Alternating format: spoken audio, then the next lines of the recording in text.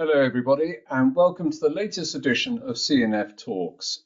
Today, I'm delighted to have with us Chris Leeds, who's the Executive Director and Head of Carbon Markets Development at Standard Chartered. And Chris is going to be speaking at our forthcoming conference on making the UK a global hub for transition finance. This event is being held in London on the 10th of October. Chris, welcome. Thanks, Morris, and nice to be here. Great to have you with us. Let's turn to our first question.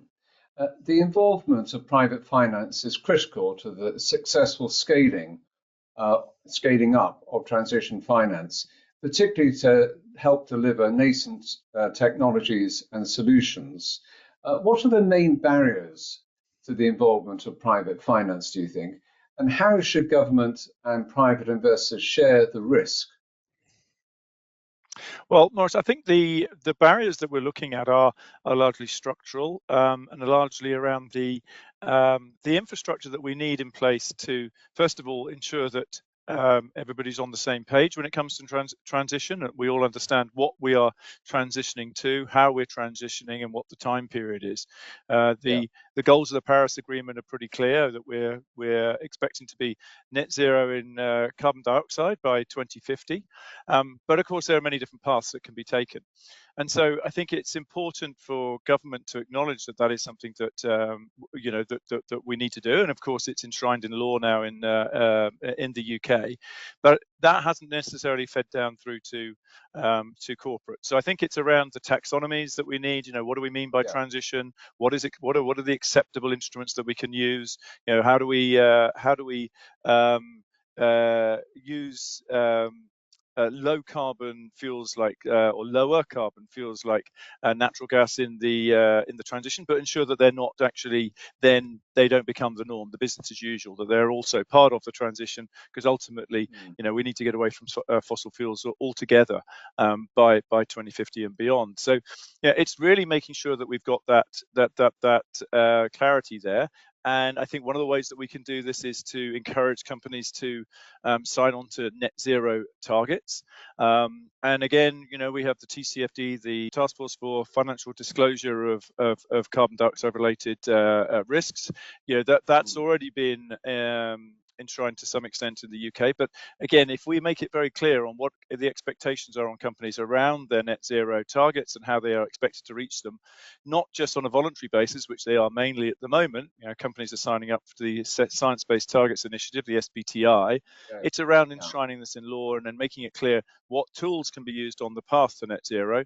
And of course, using other forms of mitigation rather than just reducing emissions within your own value chain. How do you go beyond that? How do you reduce emissions beyond your value chain, and where do the carbon markets fit within this, and how can they be used to ensure that we actually accelerate the transition to net zero? So that's really important, and I think government has a role in laying out the requirements, the expectations on companies. But companies, and we're seeing this already, companies need to do this very much as essentially good corporate citizens.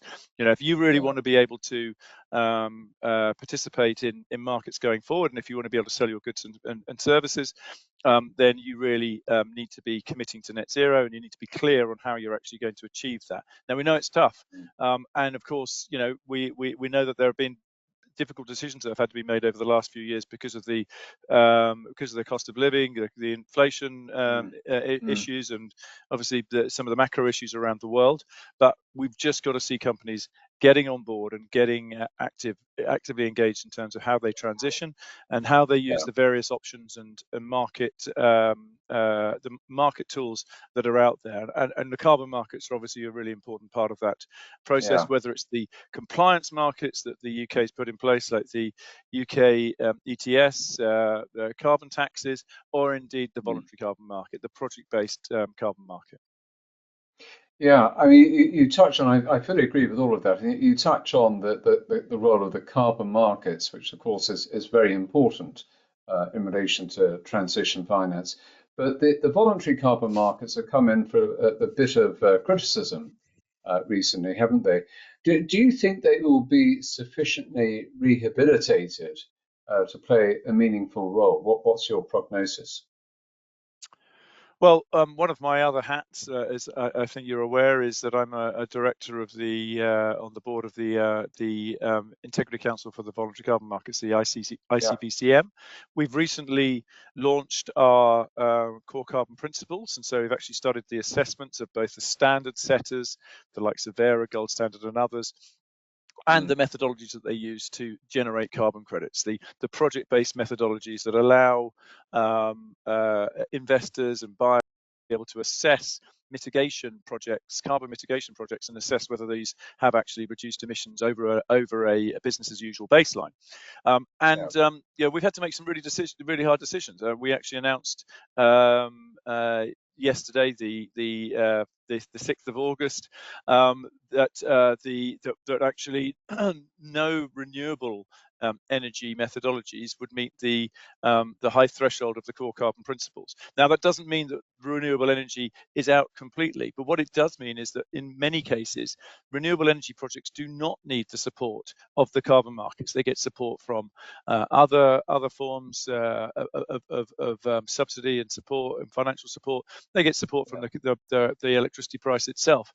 But in certain circumstances, there may be projects, and there will be projects that are additional. So we're going to be working on that, particularly in the developing world, where we want to encourage as much renewable energy development as possible.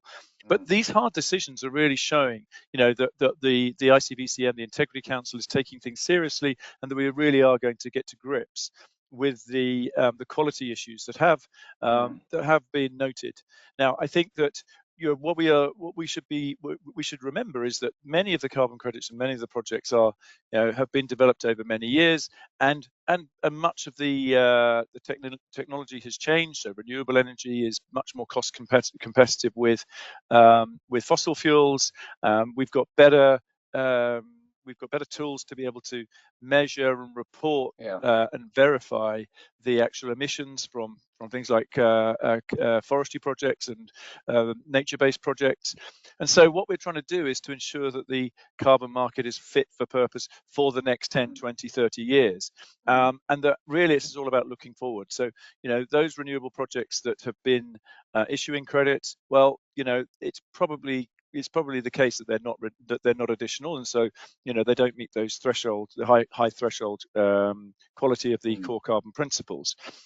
Some of the avoided deforestation projects, we need to really look again more closely at the baselines and the way that we actually measure the emissions. And this is all improving, and this is what the carbon market is about. It's about continuous improvement, and in fact, the ICVCM has set up its continuous improvement work programs that are going to look at how we assess additionality, how we assess permanence, how we assess double counting and other issues like that, to really ensure that we've got a market that is fit for purpose, and that will help us to get to the goals of the Paris Agreement and to stick to that 1.5 degree temperature rise. So, I do think that if we can get this right, and I think we are showing we are going to get it right, that the integrity will, the trust in the market will come back. I think the other side of the coin, though, as you know, is around the demand side. At the end of the day, carbon credits are generated so that to demonstrate that there is an actual emissions reduction that takes place. How people use those credits and what they use them for is another question, if you like. It's a question that the Science Based Targets Initiative has been grappling with. It's a question that the Voluntary Carbon Markets Integrity Initiative, the VCMI, has been grappling with, and governments as well. And in fact, we saw the announcement from the US government a few months ago from Janet Yellen about principles around use of carbon credits. The Singapore government has said that actually companies can use carbon credits against the carbon tax. I'd like to see the UK government do something similar. I'd like to see the UK government really bring project-based carbon credits into the mix of tools that can be used both for voluntary purposes, but also for compliance purposes.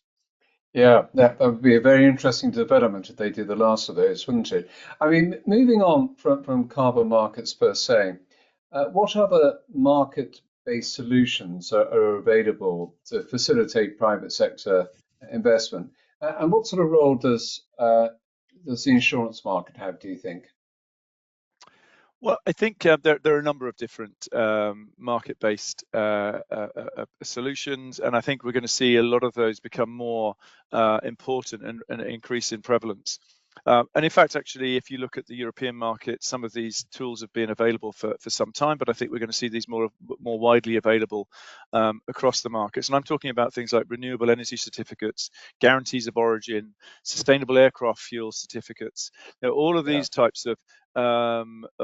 products that are attributes, we call it energy or environmental attribute certificates, that are associated with the actual underlying physical commodity or product. So sustainable aircraft fuel, we need to be able to develop a certificate market that can demonstrate where the fuel has been developed and obviously where it's being used, and that can Yeah. create the market Yeah. signals that will increase the incentives to actually produce sustainable aircraft fuel and get it consumed in Mm. the right locations. And the same with renewable energy. So actually what we'll see is that instead of being able to use a carbon credit to make a claim against your scope 1 or scope 2 emissions, and specifically scope 2, which are your indirect emissions. Generally it's going to be your electricity consumption. We can say, well, actually I've used a rec which is going to be able to demonstrate that power is generated by a renewable energy supplier, and that I Mm. consumed it over a period that matches that supply, that actual Mm. supply. So those are Mm. the sorts of markets that I think we'll start to see develop. The Interesting. Greenhouse Gas Yeah. Protocol is working on that, and so I think that's going to be a really important part. Insurance, I think, is increasingly becoming important, particularly in the carbon markets, where Mm. we are trying to ensure that the prevalence of the carbon project, be able to demonstrate where those carbon emissions reductions came from, and then if there's an issue, whether it's because of there's a technical issue or a political issue or a default, then insurance can step in. But I think also the market Okay. will become more sophisticated, and so that Mm. actually there'll be a range of different tools. We'll see more standard project finance type structures coming into the market, bond Mm. financing, Mm. other bank financing.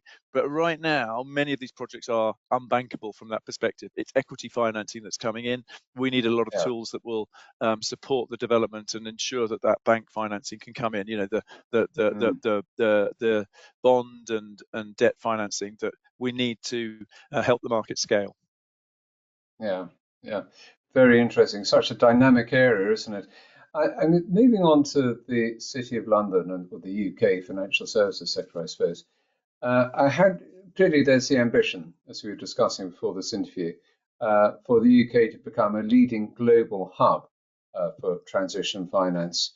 And do you think that's a realistic ambition, given that we're not alone with that objective? Other centres like Singapore are quite well advanced. How does it stack up for us? How well positioned are we? I think there's going to be room for a number of hubs around the world, and they will cater for different parts of the market. But the UK is always Mm. going to be a strong contender.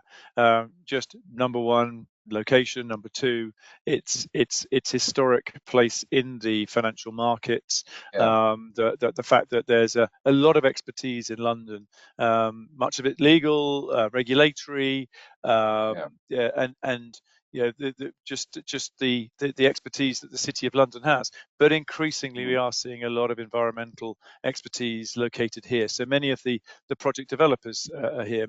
Much of the yeah, technologists are basing themselves here. So there's a critical mass that's always going to mm, be in London, and actually, while countries like Singapore are very formal around the way they support the development of their markets. The UK is still the UK government and some of the UK institutions are there supporting. So the City of London has been a very strong advocate of bringing in transition finance capacity and yeah, capabilities and yeah, expertise into the UK, and the UK government the same. So I'm actually part of the UK's Carbon Market Forum, which is sponsored by the City of London and the UK government. And they've been working to attract investment, to attract the expertise, and also to deal with some of the issues that might arise. So whether it's around demand for carbon credits or taxation issues or any of those things that the UK government and other institutions can do to reduce friction, they're focusing on, and I think that's one of the areas where we see the strength of the UK, and the fact that I'm talking at this event, I think, just shows the level of support that is behind the development of an effective and successful transition finance hub in the UK.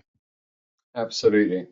On that very positive note, Chris, thank you so much for joining us today. And to our viewers, we'd very much like you to come along and attend the event, Making the UK a Global Hub for Transition Finance in central London on the 10th of October. We hope to see you all there. Chris, thank you so much. Look forward to seeing you in October. Thank you, Maurice, and I look forward to it as well. Thank you. Thanks.